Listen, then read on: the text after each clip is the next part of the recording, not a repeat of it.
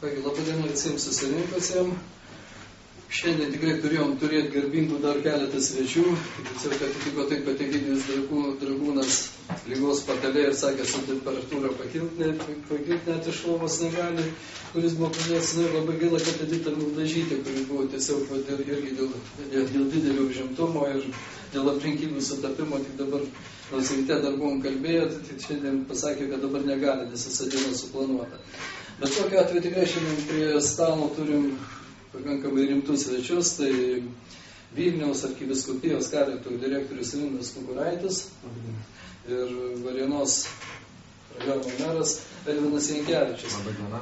O šios dienos mūsų atlikto stalo tema: ar labdaros akcijos gali išgelbėti Lietuvą nuo skurdo? Visi turbūt žinom ir niekam nepaslaptis, kad gyvenam tokiam sunkmetį, laikotarpį, kada žmonės ne visą laiką turi ir ką valgyti, ir turi vyriausių bėdų. Ir tam ponė laikas nuo laiko įvyksta kažkokios tai labdaros akcijos, ar tai per televiziją ten yra, ar tai netgi jos tokios regioninėse daroma.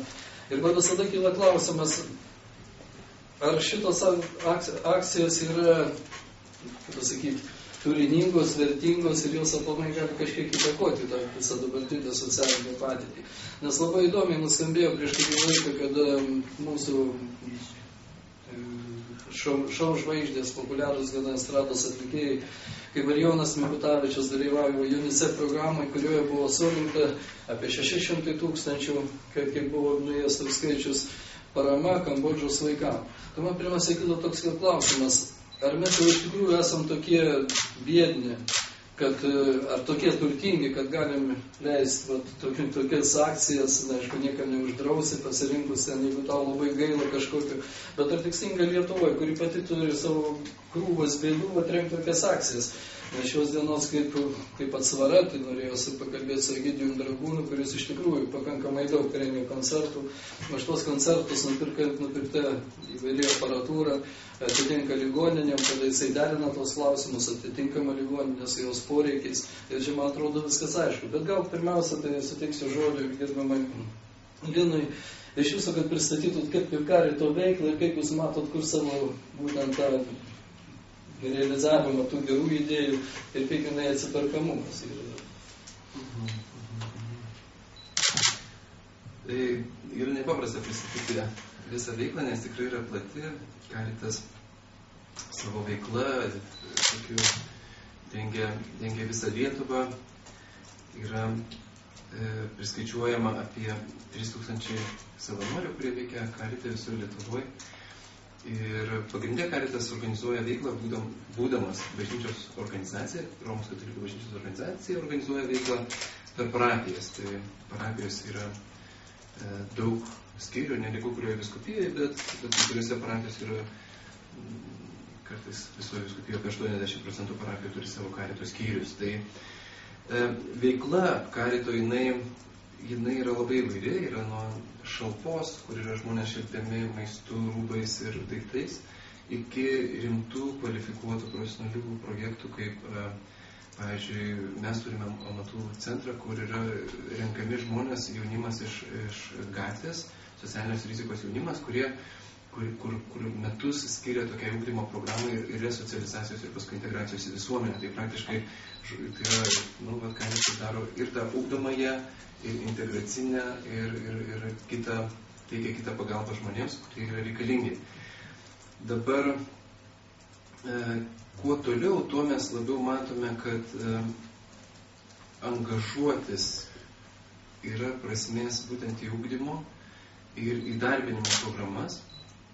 Ir kaip atsvara tai šalpos kultūrai, kuri per 20 metų nepriklausomybės laikotarpį jinai pakankamai išsivystė ir Karitas kaip organizacija gana smarkiai to prisidėjo. Tačiau šalpos programos, šalpos projektai, tai yra tie maisto daviniai, rūbų tos kambariai, kur žmonės gali ateiti išsirinkti labdaringus rūbus ir pasikeisti, higienos, nakvynės paslaugos. Mes tai, ką žmogus gauna, tam, kad jis patenkintų savo bazinius poreikius, mūsų galva jau yra pakankamai išplėtota Lietuvoje ir tiek, kad jinai jau nebeskatina žmonės judėti toliau visuomenį, kad jie patenkina savo bazinius poreikius ir geba surasti kitas institucijas, kitas veikėjus ir tokiu būdu vis vartoti tą paramą, kurią gauname, nes kažkuria prasme mes juos vadinam paramos vartotojais.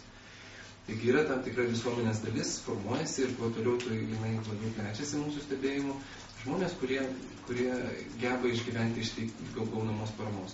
Taigi čia yra didžiulis iššūkis mums dabar pasiūlyti kitą žingsnį, kitą atspirties tašką, kur žmonės gavę paramą, jie neužsiliktų toj paramoj, kurią gauna, tik bazinių poreikių tenkinimų, bet galėtų per integraciją, per veikimą visuomeniai prisidėti prie visuomenės tikslų ir imtis atsakomybės už tą gyvenimą, kurį jie turi, tai reiškia už savo vaikus, už savo artimuosius ir taip toliau.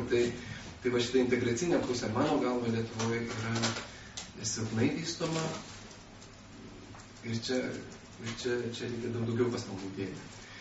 Ir čia mes struktūrinių projektų pagalba ir kitų iniciatyvų, kurias Caritas inicijuoja, būtent čia investuojam laiką, jėgas, kaip sukurti socialinio verslumo vietas, tokias socialiai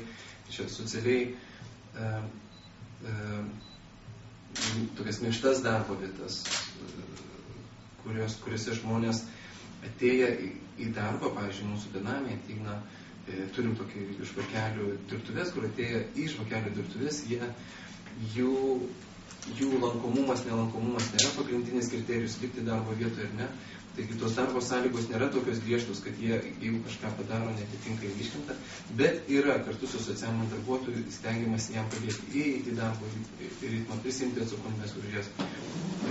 Taigi šita kryptis, būtent socialinio verslumo, kurią norisi vystyti, kad žmonės turėtų minkštas perėjimo darbo vietas, nes iš dalies socialinės atskirties situacijų peršokti į darbo rinką yra per sudėtinga ir lygiai taip pat yra būsto problematika yra labai didelė, ypač miestuose, kur žmonės iš nakvynės namų nėra pajėgus perėti į normalų būsto, kur jie patys jį galėtų išlaikyti toliau. Tam irgi reikalingai perinamos situacijos, čia irgi norisi investuoti. Taigi, Caritas daro daug, bet jeigu kalbant apie tam tikras kelias kryptis, tai šiuo metu norisi į socialinio verslumo, kur žmonės skatintų aktyviai, reiškia, gaunant paramą, bet dalyvauti aktyvinančiose priemonėse ir galiausiai integruotis į visuomenę ir lygiai taip pat užtikrinant tam tikras perinamas būsto galimybės jiems veikti visuomenėje. Gerai pasakius, tai tikrai tas jūsų atsakymas kažkiek tai optimistiškai nutiko, kad orientacija į įdarbinimą, į socialinių vietų kūrimą. Dabar, gerbiamas Elvinai, pats įsteigėsi miesto žmogus, atsikėlęs taip Varėnos meru, turbūt, bet kaimiškam tokiam rajone per tą laiką labai aktyviai dirbi, daug važinėjai. Ir kaip pasikeitė tavo požiūris į tai, kas vyksta Lietuvoje, kada matai, kokia padėtis yra Vilniuje ir kokie yra tose provincijose, kaip bebūtų, kurie tie kaimo bažnytkaimiai, kurie gan baigia prasigerti ten rimto dalim, labai daug kur mes matom akivaizdžiai tos dalykus. Ir kaip pasvertini tai, kada mes renkam pinigus Kambodžai. Ir į tos daugybę televizijos projektų, kur vos neturbūt į mėnesį po kelis kartus mes matom ten aukojant pinigus, neaišku kam, neaišku kur, ir jau tas lygtai daros kasdienybėj kaleidoskopas, kur man pradeda kilti daug labai klausimų iš viso, ar tie pinigai pasiekia tą galutinį tikslą, kam jie yra renkami, kam mums informuojama, kam mes juos turim aukoti. Ačiū už klausimą. Aš norėčiau truputėlį dar plačiau pakalbėti. Ta labdara Lietuvai, tame tarpe ir Varėnos rajono savivaldybei, yra labai reikalinga. Aš tai vadinu geros gyvenimo kokybės sėkmės mokesčių. Tie žmonės ar įmonės, kurioms geriau sekasi gyvenime, tai jie dažniausiai ir aukoja. Iš tikrųjų, gaila, kad gerbiamas Mildas Mildažytės čia nėra, nes jos projektas yra visai Lietuvai labai reikalingas, mes jį labai vertiname, aš ir pats kažkada norėčiau jame sudalyvauti. Bet iš tikrųjų, kalbant apie paramą užsieniui, tai iš tiesų kyla klausimas. Mūsų Varėnos rajonas yra pakankamai didelis ir jame gyvena daug žmonių žemiau skurdo ribos. Mes turim, sakykime, 1300 šeimų, kurios negali išgyventi be įsikeišimo, be paramos, be socialinių darbuotojų pagalbos. Ir man truputėlį keista, kodėl yra šelpiami kitų šalių vaikai, kai mūsų Lietuvoje yra irgi labai daug. Norėčiau dar pasakyti tokį pavyzdį, kad kažkada buvau kelioniai, ne per seniausiai, prieš gerus metus, labai skurdžioje šalyje, su didelė delegacija. Tai daug ten žmonių fotografavo tą skurdą, aš net to fotoaparato nesinešiau, nes vaizdai, kuriuos aš mačiau ten, absoliučiai nieko nesiskiria nuo vaizdų, kuriuos aš galėčiau parodyti mūsų rajone. Tai tiek trumpai. Ir vis tik tai tada grįšiu, klausimai, Linai, panašų klausimą. Kaip žiūrėt, kaip tik vakar kalbant su gerbiamą Editą, ten jos pastebėjimus ir apie ką reikėtų pakalbėti šito mūsų apskritam stave, jinai iškėlė tokius klausimus. Kaip jūs reaguojate į tai, kad atskiri fondai praktiškai nuo surinkamų sumų 25% lėšų skiria šitų fondų administravimui? Jūs čia jau kalbėti apie kažkokias gerumo akcijas, apie kažkokią tai labdarą, kada čia aš matau tiesiog labai normalų verslą. Surinki 4 milijonus ir milijonas lieka savo pačiam. Tai čia yra normalus verslas ir prisidenginėt, kad aš man kažko tai gaila, kažką tai, man lyg tai liežuvis neapsiverstų. Kaip jūs, vai tokius reiškinius, kurie vis tik tai Lietuvoje progresuoja paskutiniu metu žiūrėt? 25%, aišku, yra nepateisinamas. Reiškia, nepateisina net tie suma, kurią organizatoriai savo pasiema. Tam tikras tarptautinis standartas yra iki 7% administraciniai kaštai. Dabar net ir šitų kaštų atžvilgių yra nemažai kritikos. Pavyzdžiui, Vatikano komisija Korunum atsakinga už socialinę bažnyčios sritį, jinai nuolat spaudžia bažnyčios organizacijas, tame tarpe Caritą, kad jos tą administracinį procentą, kuris siekia 7% nuo visų surinkamų lėšų, mažintų kiek gali daugiau. Nes ta, kviesdama ieškoti efektyvių administravimo priemonių ir kad ta lėšų suma didžiąją dalimi nueitų pas tuos žmonės, kam yra deklaruojama. Lietuvoje tuo tarpu, man atrodo, yra kelios situacijos. Kai kurios organizacijos taip ir neįpranta imti savo administracinį mokestį, organizuodamos akciją. Pavyzdžiui, Carite mes ilgai žmonės net nesuvokia, kad galima tų surinkamų lėšų, kad paimti dalį organizavimą ir tada tas organizavimo dalis skiria iš kitų fondų, kurie surinka arba kurias gauna iš bažnyčios savo administravimui, savo veiklos. Taigi visas tas surinkamas lėšas skirdavo žmonėms. Tik tai, kai pradėjo trauktis tie fondai, kurie remia arba nesurinkama ta administravimo dabar tinkama dalis, jau leidžia savo Caritas 7% nuo visų surinkamų lėšų per akcijas skirti tiem administravimo kaštam padengti. Tai čia viena pusė, kad iš tiesų, aš manau, kad dar yra organizacijų, kurios visai neima administracinio mokesčio. Bet yra turbūt organizacijų, ir ypač kai įsitraukia ir verslo struktūros, kad tas procentas gali būti didesnis. Aišku, čia skaičių aš nežinau, čia turbūt Edita, jos jeigu minėjo, jinai turi duomenų. Man atrodo, su akcijomis dar keliauja kita dalis, tai yra viešinimo dalis, kuri irgi yra gal kaip pridėtinė vertė, bet dažnai akcijos turi ir tą spalvą, kad tie organizatoriai jie ne tik administracinę dalį kaštų pasiima, bet kartu pasiima ir kitą visą vertę, kurią sukuria akcijos organizavimas. Dėl to yra tiek daug akcijų. Tai yra, kad mes esam socialiai atsakingi, mes esam solidarūs ir taip toliau, nes tai kuria tam tikrą mūsų įvaizdžio dalį.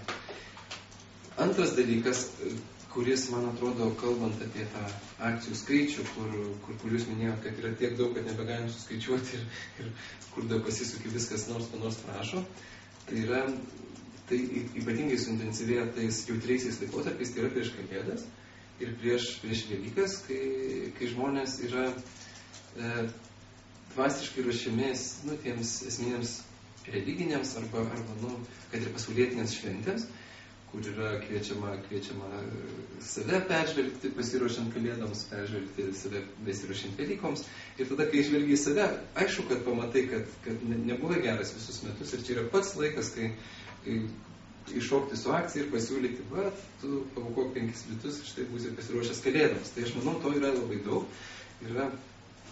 Ir dabar kalėdinis laikotarpis tai yra tikrai užkrautas, perkrautas ir žmonės bėlėkdami, jausdami kaltės jausmą, kad visus metus ne iki galo gerai gyveno, bando jį kompensuoti, prisidėdami prie tų akcijų ir taip toliau. Tai čia aš manau, tas mechanizmas jis yra aiškus ir tie, kam rūpi viešinimo, savęs viešinimo šitą galimybę arba tas interesas surinkti kiek galim daugiau lėšų. Aišku, jie žiūri iš tos laikotarpius kaip į galimybę ir juos naudoja. Bet visiems man taip nori padiskutuoti šitą temą. Aš matau, kad tuos labdarą nešiojančius, dalinančius žmonės, jie turi savo uniformas, turi skiriamosios ženklus. Visi tie dalykai vis tiek kainuoja, sutikit su to, ten yra. Dabar tas, jūs jau paminėjot, man visada irgi keistai užkliūdavo tas, štai aš visus metus nieko nedaviau, bet aš šiemet prisidėsiu prie kalėdinės sriubos akcijos. Aš manau, kad čia tikrai labai neadekvatus tas dalykas. Ar tas žmogus, kuris prisidėjo prie tos kalėdinės sriubos akcijos, kuriuo čia turi Maisto bankas, ar Maltos ordinas, ar jis po tų kalėdų jau kažkaip tai daugiau bus jautresnis, labiau kažkam padės, ten jo tik toks vienkartinis, nuo savęs nusistūmė ir viskas, psichologinis momentas, koks vis dėlto jūsų manymų yra čia šiuo atveju? Manau, kad tą, kuris jūs įvardinat, tai yra tam tikro žmogaus santykio su aplinka ir tam tikro kalties jausmo, kurį žmogus patiria ne tik santykiai su tolimais vargstančiais arba su tais, su kuriais praeinu gatvėje, bet ir su artimais vargstančiais. Tai giminių atžvilgių, kaimynų atžvilgių. Jeigu aš jaučiu, kad nesu prisidėjęs, tai tas jausmas su manimi ir keliauja tuos visus metus. Ateina kalėdos, dovanų metas, tada suprantu, kad reikia kažkaip kompensuoti, nes kitaip pasitiksiu kalėdos nešventėje. Tai tas kompensacinis mechanizmas jisai veikia gana stipriai ir man atrodo daugelis akcijų prisideda prie to, kad jisai toliau tas kompensacinis mechanizmas veiktų. Nes, kaip jūs sakote, tai nėra adekvatu. Adekvatu yra visus metus rūpintis tuo, kas yra reikalingas mano rūpinimosi, ypač jeigu tai yra mano artimas. Ar tai yra giminaitis, ar tai yra mano šeimos narys, ar tai yra galų gale kaimynas. Tai mūsų šitos akcijos prisideda prie to, kad mes esam pakankami, mūsų solidarumo pakanka, jeigu žiūriu televizorių ir surinku 2 litus.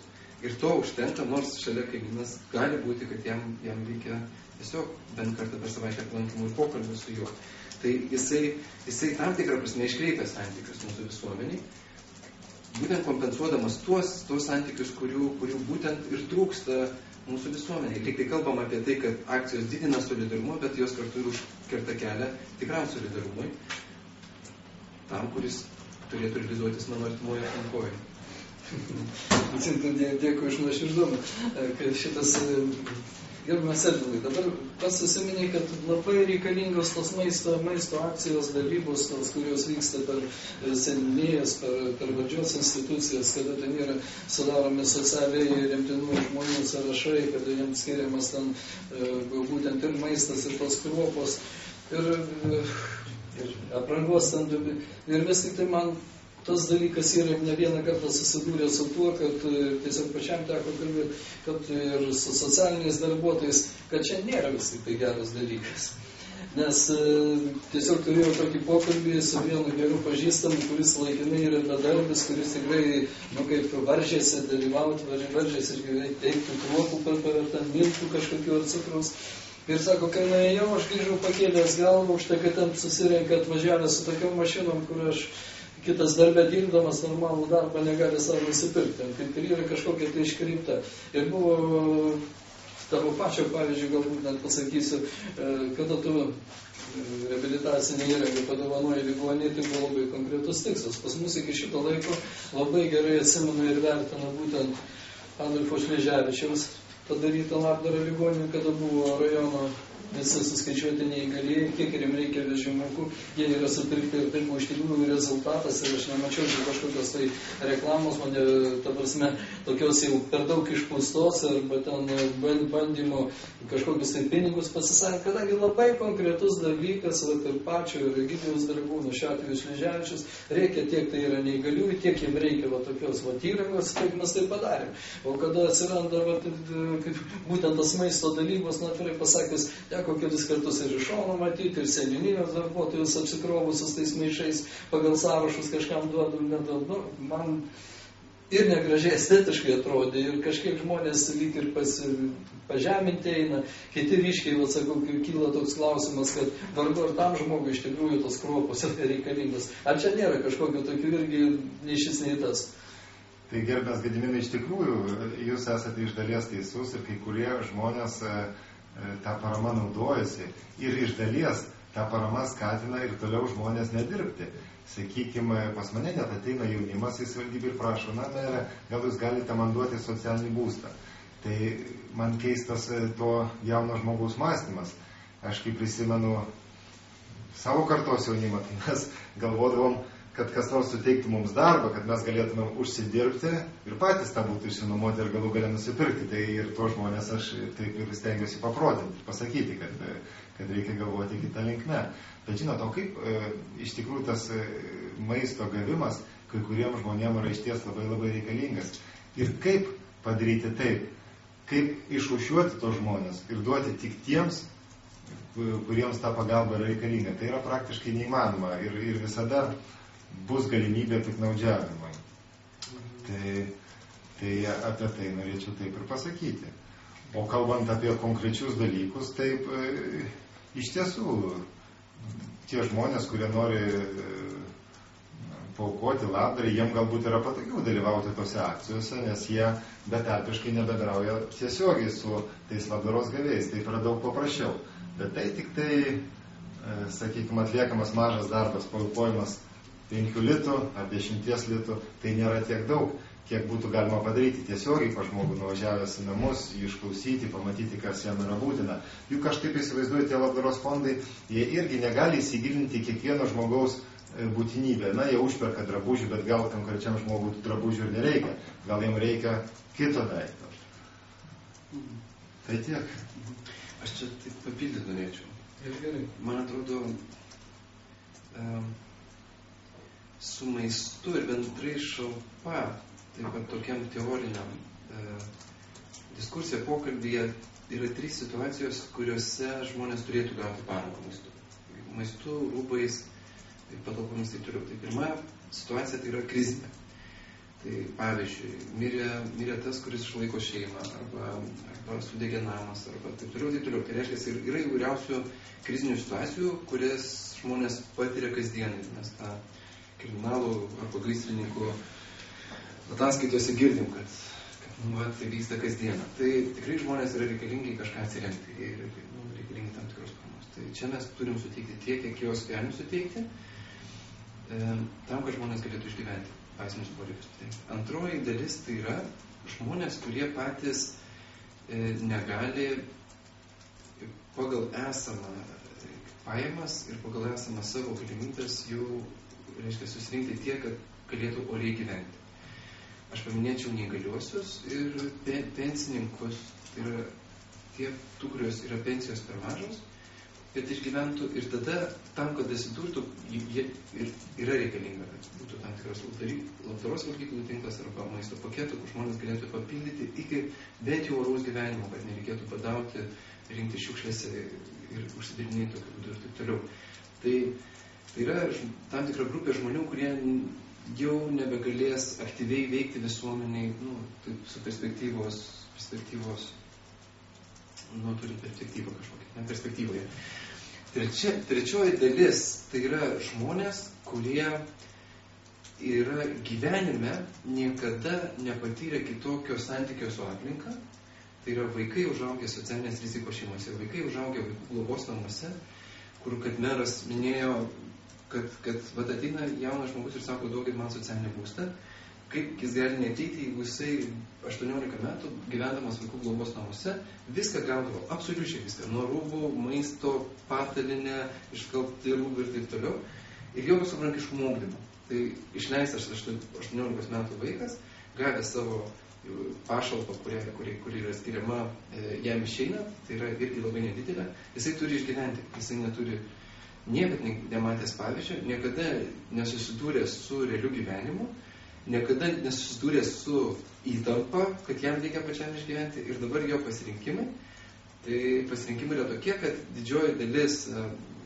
įkalinimo įstaigose esančių asmenų, tai yra būtent mūsų vaikų globos namuose užauginti jaunuoliai. Tai lygiai taip pat yra socialinės rizikos šeimose augantis, tie, kurie neturi pavyzdžio tėvų ar taip toliau, dar ten jie kažkaip turi savį išlaikyti ir suktis, darsis taip toliau, ar kaimynai padeda ar taip toliau, bet su globos namais, mano galva, yra labai sudėtinga problematika.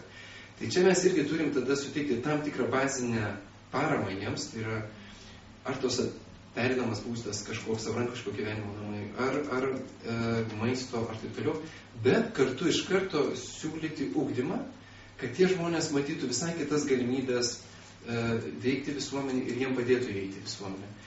Ir čia irgi yra reikalinga socialiniai sistemai rimtos reformos, kad tiek vaikų globos namų auklėtiniai, tiek tie, kurie nematė pozityvių pavyzdžių, tik tai vartojimo, paramos vartojimo pavyzdžių, kad jie išeitų iš tokio mąstymo ir tam reikalingi socialiniai darbuotojai, socialinės įstaigos, ugdymo įstaigos, kad jos bendradarbiautų ir tokią pagalbą pasiūlytų. Aš tik iš tikrųjų pilnai jums pritariu, to žmonės reikėtų suorientuoti, parodyti, kad yra ir kitoks pasaulis, yra ir kitos galimybės, tiesiog išmokyti, paskatinti, kaip tų tikslų siekti.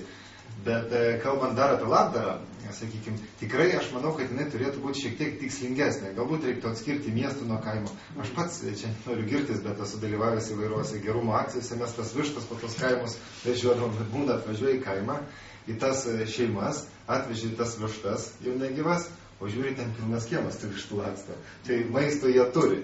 Tai bet galbūt jie neturi drabužių, ar neturėjo, ar kitoj vietoje, galbūt pas juos stogas kiemas. Ir reikia ten statybinė medžiagų. Tai vat, ta labdara turėtų būti labiau orientuota, bet kaip tą padaryti, tai irgi yra didelis klausimas. Vakar kalbant su Edita Mildažytė, jinai būtent ir iškėlė labai daug įdomių tokių klausimų, apie kurias norėjom pašnekėti, bet kokiu atveju vis tiek jūs irgi turit savo nuomonę. Jinai pasakė tokį pavyzdį, kada nusipirkom sodybą, mes vienu žodžiu pirkom iš socialiai rimtinų tokių žmonių, ir kurie praktiškai visuomet gaudavo paramą tiek maistu, tiek rūbais, ir buvo tas, kada kaip reikėjo tvarkyti konkrečiai pirties patalpą, visa pirtis buvo užversta rūbais. Ir kadangi visada buvo įprasta, jų prieš tai buvę šeimininkai net neplaudavo, jie visas rūbus gaudavo iš labdaros. Jie nusiprausdavo, gaudavo kitus, šitus išmesdavo ir mes visą tai turėjom deginti. Bet čia yra toks neigiamas pavyzdys, kur iš tikrųjų jau yra ne vienos kitas personalijos reikalas, bet yra tam tikros tendencijos. Ir aš kaip tik apie tas tendencijas ir norėčiau pašnekėti, nors jau gerbiamas Linas ir pradėjo. Jūs paminėjot internatą. Atsiprašau, šeimose ne mažiau aš matau tų pačių problemų. Aš pasakysiu tokių pavyzdžių, kada būnant Seime, dalyvauja politikoje, Seimo pirmininkas visuomet turėdavo tam tikrą fondą, kurį skirdavo kažkam nukentėjusiam nuo nelaimių, ir teko kalbėti su to žmogum, kuris administravo visus šitus fondus. Jeigu, sako, pačioj pradžioj, tai aš vienu žodžiu, sako, labai žiūrėdavau, kad štai atėjo, ten turi daug vaikų, nedirbantis tėvai, ir aš automatiškai pati paruošdavau dokumentus, kad tiem žmonėms suteikti kažkokią paramą. Bet po kiek laiko pradėjau pastebėti tos dalykus, kad pavardės tos po kiek laiko kartojasi, ir kada jau pradėjau domėtis, taip, iš tikrųjų augina daug vaikų, bet turi daug hektarų žemės, kurios nedirba, kurių nesodina net eilinio daržo, ir tiesiog atidirbti jau sistemą per visas labdaros organizacijas, pradedant Karitų, Maltos ordino, savivaldybės, socialinių skyrių, Seimų, ko tik nori, prezidento eina laiškų virtinė tiesiog, ir atsiranda žmonės, kurie nieko neveikdami, vien užsiimdami rašymą, išlaiko šeimas, ir tada pakalbėkim, kas išaugs iš šitokių vaikų, kurie auga to šeimoje. Tai aš irgi apie tai kalbėjau, kad bet jau šeimos yra, čia tėvai, čia ne internatiniai. Taip, bet šeimose jie mato pavyzdžius, būtent tos vartojimo pavyzdžius, ir tada karta keičia kartą. ir suranda tik dar kūrybingesnius būdus, kaip save išlaikyti iš tų gerų fondų, gerų žmonių paramos. Ir čia yra problema. Pirmiausia problema, kurią mes atpažįstam Vilniaus mieste, bet turbūt tai yra bendrai Lietuvos problema, tai yra gal regionuose mažiau, nes tų organizacijų nėra tiek daug, tai yra nekoordinavimo problema. Tai reiškia, kad žmogus, jisai, pavyzdžiui, šiuo metu Vilniaus arkivyskupijos karito iniciatyva mes pradėjom skaičiuoti, kiek žmogus, klausėm savivaldybėje sąrašų, klausėm kitų krikščioniškų organizacijų valgyklų sąrašų, krišnaitų sąrašų, bet kad suderinti tuos, kurie eina į labdaros valgyklą. Tai atradome įdomių skaičių, kad vienas žmogus turi, jis gali iki 16 talonų asmuo, ne? Tai mes padarėm šiais metais, tai yra jau būtent šiais metais ta iniciatyva iš karito, nes matom, kad jau yra beviltiška, kad ką bedarom, vis tiek tie žmonės lieka tam užburtam labdaros gavimo rate, labdaros gavimo, vartojimo ir taip toliau rate. Pradėjom skaičiuoti ir matom, kad yra tokių dalykų. Taigi pirmiausia yra koordinavimo, tai reiškia, yra daug veikėjų, bet nesuderina savo sąrašų, nesuderina kam duoda, dėl to tas žmogus gali to piktnaudžiauti. Tai viena dalyka, kurį mes tikrai galime padaryti, tai tam tikra derinimosi sistema. Tai savivaldybėje mes kartu su savivaldybėje bandom ieškoti, kaip administruoti, kaip koordinuoti tos sąrašus ir žmonės gaunančius. Žmogus bent 3 talonus galėtų gauti, tik 3 maistam per dieną, bet netaukiau.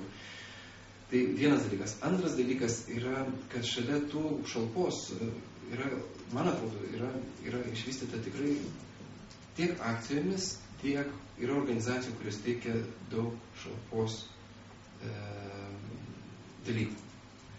Maisto bankas teikiantis maistą, Maltos ordinas teikiantis sriubą, Karitas teikiantis rūbus, Raudonasis Kryžius taip pat teikiantis rūbus. Ir yra pakankamai stiprus ir dideli tinklai. Tačiau ne visos tos organizacijos šalia teikiamos pagalbos rūpinasi, kad tas žmogus gavęs paramą gautų dar keletą sąlygų. Gerai, tu dabar gauni paramą, tačiau tu turi įsipareigoti tai ir tai. Nes jeigu parama yra neaktyvinanti, yra tik davimo parama, tada aišku, kad žmogų jinai skatina vartoti, gauti ir kitą kartą teikti, kaip jūs sakot, kartuojasi tos taučios pavardės ir taip toliau. Jeigu šalia teikiamos nakvynės nedirba socialinės darbuotojus, kuries sako, gerai, tau yra skiriama 2 mėnesiai, per tos 2 mėnesius mes abu padarom viską, kad tu surastum darbą ir nebegyventum čia, tas žmogus pagal mūsų karito nakvynės namų statistiką per 2 mėnesius jis įkrenta į tokią socialinę atskirtį, kad paskui reikia 2 metų, kad jį reabilituoti. Tai reiškia, jisai susitinka su žmonėmis, kurie geba išgyventi iš šalpos, globos ir taip toliau. Jisai išmoksta naudotis paramos tinklais ir galiausiai yra tam tikra socialinė degradacija, kurią galim sakyti, kuris nebegeba palaikyti dalykinių santykių nei su darbdaviu, nei su kuo kitu. Tai reiškia, 2 mėnesiai yra tas terminas, kur ateina pas mus ar krizės atveju, ar ieškodamas darbo žmogus atvažiuoja Vilnių, mes 2 mėnesius turim terminą. Jeigu ne, tada yra problema. Ir tam yra reikalingos visos pastangos, kad žmogus nekristų šitą šalpos uždarą ratą, kuriame daugelis benamių, daugelis vargšų šiuo metu egzistuoja, bet jau Vilniaus mieste rimtai, ir aš manau, kad ir regionas irgi gali pastebėti šitų tendencijų. Ne, tai galbūt merė jūsų komentaras, jeigu ten prie dabartinės vystymos politikos, lyg tai dabar į gerą pusę krypsta, šalpa yra socialinė didesnė už minimalų darbo užmokestį. Kaip čia dabar komentuoti? Vėlgi, iš tikrųjų labai sunku atskirti tuos žmonės, bet ką aš norėčiau pasakyti šiuo atveju, tai dažnai ateina vėlgi pas mus į savivaldybę žmonės ir prašo, sako, kad jie gyvena socialiniam būste ir pagal įstatymą, jeigu jis yra labai blogos būklės, reiškia, mes dar turim jiem ir langus pakeisti. Tai, bet pasižiūrėjus, kiek jų uždirba ir sulyginus su tais darbuotojais Maksimos kasininkėm ar kitais, kurie dirba minimumą, tai praktiškai tie skaičiai uždarbio atžvilgių yra vienodi, bet žmogus savo butą turi ne tik nusipirkti, bet dar pats ir lankus pasikeisti. O tas žmogus, kuris gauna pašalpas, gauna viską už dyką. Ir trečdalis valdybės darbo sukasi būtent apie tą žmogų. Tai va. Ir čia grįžtant prie akcijų vaidmens. Akcijos vaidina, man atrodo, pakankamai tą čia tą žalingą vaidmenį, padedant žmonėms išlikti šalpos ir burtuose ratuose. Nes akcijomis negali priversti, akcijomis negali skirti lėšų tam, kam žmogui yra esmingai reikalinga, tai yra socialinio darbuotojų ir to asmens santykių. Ir tai, kur galima girdėti, kad lėšos renkamos ugdymo projektams, kur mano gal yra prioritetas pirmiausia Lietuvoje, tai yra tas, kas padėtų toms atskirti gyvenančioms šeimoms keisti požiūrį, keisti laikyseną gyvenimą ir taip toliau. Daugelis yra patenkinti materialinius poreikius. Ir čia akcijos tenkindamos materialinius poreikius tik tai pastiprina tą laikyseną, kurią mes dabar skaičiuojame. Tai yra tų darbo vietų, bet žmonės nedirba ir tas dar, kad lyg iškilo tas procentas nedirbančių asmenų, bet jisai nusileidžia kai tam tikros ribos ir nebenusileidžia, nežinia, ir jisai nusileis net jeigu ekonomika pakils, nes yra tam tikrai įpročio dalykai, kur minėjau, kad tai yra skaičiuojama mėnesiais, o ne metais. Būtent įprasti gyventi tam tikram bazinių poreikių tenkinimo lauke ir tam tikrą prasme vegetuoti ir naudotis visuomenės sukūrime verte. Ir aš šiandien paklausiu labai taip jau juodom tokiam spalvom sutiršindamas, bet vis tik tai žiūrėkit, Lietuva mažėja, mūsų 3 milijonai, ten lyg užrašė, lyg nedarašė, vakar buvo spaudoj paskelbta, kad bus 2,5 po 30 metais prognozės yra. Ir dabar už tai mes ugdom tokius žmonės, kurie, vienu žodžiu, gauna pagal savo socialinį statusą, o ne pagal įdėtas pastangas savo tam pragyvenimui, kažkokius materialinius dalykus, maistą ten yra. Ar nesidaro baisu vis tik tai yra, kas iš mūsų tos tautos, iš įsivažinėjančios, juk iš tie, kurie išvažiuoja, tai aš nemanau, kad jie užsienėse šalpos prašo, jie kažkaip ten susiranda darbą, nes čia Lietuvoje sunkiau rasti. Tai jeigu pamėginkim prognozuoti, kokia dalis, pavyzdžiui, gauna pašalpą ir kas su tokiom tendencijom, kokios yra dabar, kas su ta mūsų lietuvėlė darysis toliau. Nes tiesiog teko irgi kalbėtis, pastebėjimus matyti žmonių, kurie, sako, jeigu atsimenime, štai mokykloje mokėmės, tas mano klasiokas buvo iš tokios pakankamai vargingos šeimos, bet jis dabar užaugo, dabar jau mokosi mūsų vaikai, mūsų anūkai, kad jie praktiškai vis tiek, kitam gyvenime kažkaip neužsikabino, nenuėjo į priekį ir visą laiką jie buvo tie, būtent vienoje ir kitoje santvarko, ir tai buvo tarybinė, ir mūsų nepriklausomai Lietuvai kažkokiam tokiam statuse, kad visada kažkokį minimumą pragyvenimo jiem užtikrindavo.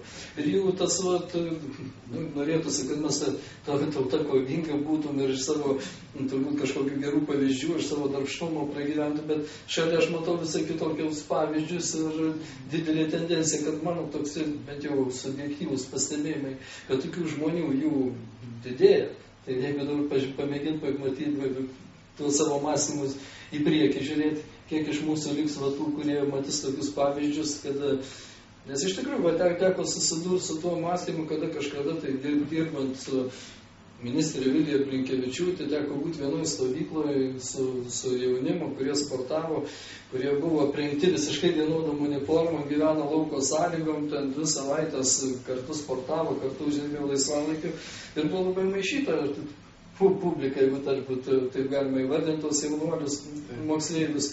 Ir kada mes žiūrėjom, su kuo buvo daugiausia galvos skausmo, toks klausimas, nes ten buvo ir politikų vaikai, ir ten verslininkų vaikai, ir ten tiesiog visokie pirmūnai, ir buvo ta grupė, kurią įvardinom socialiniai rimtinė. Tai tuo metu Vilija Blinkevičiūtė, kuri dirbo tuo metu ministrė, jinai pasakė, daugiausia galvos skausmo turėjo turėti su socialiai rimtinais. Ir jinai iš tikrųjų neklydo, nes tie vaikai, jie iš tikrųjų įsiskirdavo, ar jeigu ten būdavo būdintis kažkur, tai maisto to tingėdavo ruoštai malkų, jeigu ten sportas, treniruotės, vienas kažkaip atsiliekęs nesistengia. Aš mačiau iš karto pilną atmetimą, jokių pastangų nerodymą norėti. Ir ar jums netrodo, kad tas paramos gavimas, dar vienas pavyzdys, kad buvo būtent visą laiką taip duodama socialiai rimtinė. Yra kažkokia ta ekskursija padaroma, berods Trakų pasakojo mokyklose, ir išvažiuoja tie mokiniai, kurie tikrai be jokių pastangų mokinasi, jau tėvai yra ten žemiau negu vidutiniokai, jeigu tėvai taip Elvinas paminėjo, yra kažkur tai Maksimos pardavėjas, sunkiai dirba, gauna minimumą, jie tie vaikai kažką mokas, o šitus jau šito nėra. Ir išvažiuoja į kažkokią gerą ekskursiją, va tie, kurie nerodo jokių pastangų. Kaip va čia bandytų spręsti tokius dalykus, kad vis tik tai gautų tie, kurie pastangas deda tam gyvenime ir kažkas skatintų ten ir juos kažkoks į priekį.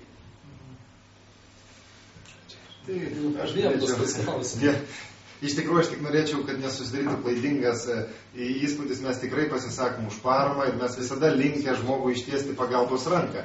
Tik tai mes kalbam apie tos žmonės, kurie tą paramą piktnaudžiauja. Na, o aš visiems piešiu Lietuvos ateitį vis tiek teigiamom spalvom. Mes esam jauna valstybė, perimti iš kitų šalių patirtį gal ir galim, bet kiekviena visuomenė yra kitokia, todėl mes mokomės ir savo klaidų. Ir mes jau ir savivaldybių asociacijai, kuriai vadovauja Ričardas Malinauskas, apie tai labai šnekamas, apie tai labai kalbamės. Visų savivaldybių merai mato, kad ta parama yra piktnaudžiaujama. Ir derindami su vyriausybė, su Seimo nariais, mes tikrai rasime pačią geriausią išeitį tą padaryti. O vis tik manau, kad yra labai svarbu tas išmokas gaunančius žmonės, kaip jūs ir kalbėjote, tikrai ugdyti, suorientuoti, bet vis tik nereikia pamiršti, kad truputėlį daugiau dėmesio mes galėtume skirti ir tiem, kaip aš sakiau, žmonėm, kurie dirba galbūt ar uždirba labai mažai, galbūt kasininkės, ar kitokių specialybių žmonės. Ir tuos mes turėtume irgi nepamiršti. Negalime skirti vien dėmesį socialiai remtiniem žmonėm. Bet tai vien tada man visai paaiškink. Šios taip Amerikoje milijonierių savo paauglį vaiką siunčia į gatvę prekiaut laikraščiais dar. Mes savo tuos sluoksnius uždarom, kaip jūs minėjote, internatus. Ir gaunam gatavus kalinius, kurie išėję į visuomenę neprižiūrimi iš karto daugiau, kaip čia jūs situose atsidūrė kalinimo įstaigose. Tai kur čia yra tos ribos ir ar jūs taip pat kaip Elvinas būsit optimistas toks? Nu, aš kažkaip nematau iš ko džiaugtis, matydamas dabartinę situaciją. Nu, mūsų patirtis tai yra ir, kad aišku, kad čia yra požiūrio kaitos dalykai, kurie neužtrunka, jie neužtrunka trumpai. Tai, kad žmonės, kurie įpratę gyventi iš labdaros, gali būti, kad čia dar ir tas mūsų sovietinis palikimas vaidina gana svarbų vaidmenį ir tarybiniais laikais būtų sakė buržuazinis palikimas. Bet kad kartuojasi. Vis tiek turim ką kaltinti, bet aišku, kad istorija čia vaidina savo vaidmenį. Tai, kad vyktų pokyčiai, aišku, tie suvokimo pokyčiai šeimose, giminėse, jie neatsitinka greitai. Ir tam reikalingos sąlygos. Tai va dabar apie tą sąlygą. Negaliu nepadėti geras. Konstitucinis teismas išaiškino, kad jau tradicinė šeima, kur jūs ten orientuojatės, ne visai ir tradicinė. Ir vyras su vyru gali ten šeimą sudaryti, ir moteris su moterim. Ir dar vis tiek jūs matot, kad iš kažkur tai atsispirti. Nu va, čia dabar reikalingos sąlygos. Kaip tos sąlygos atsitinka? Pavyzdžiui, aš galiu duoti pavyzdį, tai yra viena jauna šeima, kuri susikūrė du jauni asmenys, kur turėjo priklausomybių problemų, jie atėjo į amatų centrą, praktiškai juos suradom gatvėje. Tai yra vaikinas ir mergina. Ir jie amatų centre po truputį gyvendami tam tikroj bendruomeniai kartu su tais mokiniais, kurie mokosi amato. Reikia pasakyti, kad mes ten šalia amato didesnę dalį skiriam tokiam neformaliam ugdymui ir socialiniam psichologiniam konsultavimui. Tas jaunas žmogus atsisakė priklausomybių, alkoholis buvo problema, pradėjo eiti į anoniminius alkoholikus ir ten sustiprėjo kaip asmuo. Dabar, ką jisai daro, jisai kartu sukūrė su ta mergina, kurie atėjo irgi iš gatvės, sukūrė šeimą, turi savo vaiką, nuomoja būstą ir patys dirba. Tai atsitiko ne per mėnesį ir ne per du. Visą tą laiką jie gavo paramą iš mūsų labdaros valgyklos, jie gyveno mūsų bendrabutyje ir jie gavo mokymą. Ugdymą. Tai reiškia, investicija buvo nemaža. Metų, 2 investicija, 2 žmonių, kur mes skiriam lėšas ir tą savo darbą. Tačiau dabar jie patys dirba socialiniais darbuotojais, padėdami kitiems išlipti iš esamos situacijos. Bet tam reikalingas laikas ir rimtos lėšos, rimtos pastangos, bet būtent nukreiptos ne tik iš šalto, bet kad tai būtų kompleksas pasiūlymų. kitas jaunas žmogus amatų centre, jisai 8 metus blaškėsi tarp priklausomybių ir gyvenimo, kol dabar pirmą kartą jisai ant savo kojų stovi, dirba ir reguliariai grįžta pas tuos psichologus ir socialinius darbuotojus, su kuriais jis jau praktiškai tapo artimaisiais, draugais. Reguliariai grįžta ir padeda kitiems jaunuoliams išlikti, bet tam reikalingi 8 metai, kad žmogus iš gatvės patirties. Tai nėra paprasti dalykai, bet tai yra įmanoma konkrečių žmonių atžvilgiu. Ir aš tikiu, kad ta šeima, apie kurią pasakojau, kad jau jų vaikai gyvens visai kitokią patirtį, negu kad jie yra atėję iš. Taigi tos pozityvios istorijos, jos yra, bet tam reikalingos sąjungos, tam reikalingos lėšos investuojamos į ugdymo lauką. Tai šiuo atveju lėšos buvo Karito, tokios visuomeninės organizacijos religinės, o švietimo ministerija šiaip jau kur čia, kokį vaidmenį suvaidino. Čia yra nepaprasta, nes praktiškai tie jauni žmonės, kurie iškrenta iš švietimo sistemos, švietimo sistema turi per didelius kriterijus, kad jie galėtų dalyvauti. Jeigu neturi,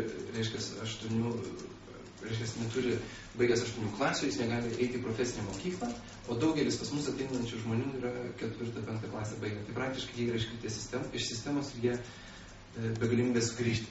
Taigi, reikalingos alternatyvios ugdymo sistemai priemonės, kurios irgi būtų ugdančios, bet ne tokios kietų kriterijų, kurios leistų žmonėms sugrįžti į gyvenimą. Ir čia tų pavyzdžių tikrai yra nemažai. Tai jeigu rekomenduojant akcijų lėšas, jeigu gali nukreipti į ugdymą, surasti ugdančius projektus, tai tada akcijas reikia remti ir džiaugtis jomis. Jeigu jos yra tik šalpa užsiimančios, man, pavyzdžiui, nesuprantamos akcijos, kurios remia vaikų globos namų įrengimą, stiprinimą, priemonėmis taip toliau, nors pati sistema yra ydinga. Nekoreguojama sistema kaip tokia, nemažinami vaikų globos namai iš šeimynas arba minimalizuojami iki 24 ar kelių vaikų, o apie didžiuliai kelišimtus išlaikančius. Jie toliau remiama sistema, renkami milijonai, kad pastiprinti tą sistemą, kuri paskui ilgainiui duoda vaisius, kuriuos duoda. Tai tikslingumas tų akcijų irgi yra labai pamatuotinas. Kai kurių akcijų. Čia grįžtam prie akcijų. Tai šitas, gal dar neuždaviau paskutinio klausimą, nors vis man daug minčių tokių sukėlėt. Kas vis tik toje, manai, pačiam kaip politikui klausimas, kur lietuvėlė yra? Mes daug kartų kalbam apie tautinės mokyklos nebuvimą, bet atsiranda kažkokie tai būreliai etnografų, kurie ten tradicijas prisižiūri. Dabar štai kalbam apie tai, kad atsirado Karitas, kuris rūpinasi, bet visos valdžios institucijos kažkaip šone lieka. Kas čia daros per stebuklą? Tie, kurie gauna iš to algas, kurie gauna pinigus, o tie neišmoko to, ko reikia tautiniai mokyklai. Štai žmonės visuomenininkai susirinkę, jie bando kažkokias auklėjimo, ras kažkokius tai taškus. O kodėl, ką tuo metu veikia politikai? Žinot, aš Lietuvos mastu negalėčiau kalbėti, bet galėčiau pasakyti Varėnos savivaldybės mastu, tai mes iš tikrųjų padedam daug, mes turim įvairių būrelių, kurios ugdo vaikus, mes juos finansuojam, mes juos išlaikom, mes suteikiam patalpas, taip pat turime kalbant dienos centrus, tai mes tikrai labai stipriai čia prisidedam. Kaimuose steigiam amatų centrus, mes savivaldybių atžvilgiu tikrai nudirbam čia nemažą dalį. Ir aš pridėsiu, kad Varėnoj Karitas irgi turi patalpas vaikų dienos centrui, būtent gavęs iš savivaldybės. Savivaldybė skiria savo patalpas, gerai atremontuotas naujas patalpas, skiria vaikų dienos centrui, kurį gyvena Karitas. Tai tas čia gal nesupriešina, čia man atrodo, ką reikėtų rekomenduoti, kiek galim daugiau bendradarbiavimo taškų, nes jeigu mes veiksime atskirai, irgi tos mūsų ribos bus ribotos, pradėsim dubliuoti vieni kitus ar dar kažkaip, bet bendradarbiavimo momentas yra vienas aktualiausių. Aš tik manau, kad mes galėtume plačiau bendradarbiauti ne tik su Karitu, ar kitomis organizacijomis Varėnoje. Tai gal vis tik patį paskutinį klausimą suformuluosiu taip, kaip ir skambėjo mūsų pavadinimas, nors tai tarp eilučių ir iš Lino ir iš Elvino lyg išgirdau. Per labdaros akcijos gali išgelbėti Lietuvą nuo skurdo, tokios kokios jas yra dabar. Gal taip keletą momentų, taip apibendrinančių. Man atrodo, akcijos jos yra gerai, kad jos skatina solidarumą. Kaip ir minėjau, kad yra ir ydingų dalykų, kurios akcijos turi. jeigu taip rekomenduoti akcijoms, kad jos kiek galima daugiau pasiektų naudos Lietuvoje, tai kad jos kiek galima būtų lokalios, tai reiškia, kad tos skiriamos lėšos pasiektų konkrečius asmenis, kad tie, kurie organizuoja akcijas, jie žinos, kad šita šeima gaus. Čia aš kaip pavyzdį paminėsiu, Karito gerumas mus vienyje akcija, kuri advento laikotarpį organizuojama parapinių pagrindų. Tai reiškia, žvakelė platinama parapijų, visos lėšos lieka toj parapijų ir tos parapijos socialiniai veikloje.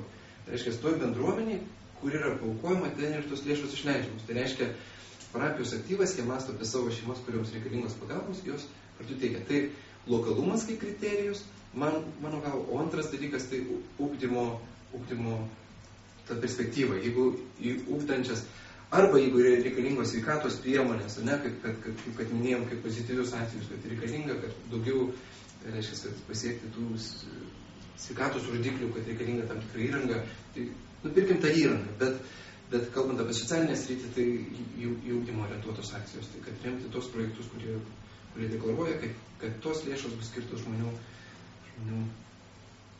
Tai su tom dviem rekomendacijom, aš manau, akcijos yra reikalingos, naudingos ir vystytinos.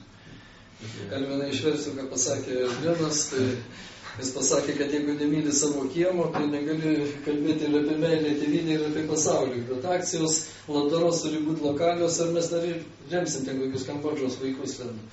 Aš tai pritarčiau Lino nuomoniai ir tą klausimą galėčiau pasakyti taip, kad visiškai išgelbėti aišku negali.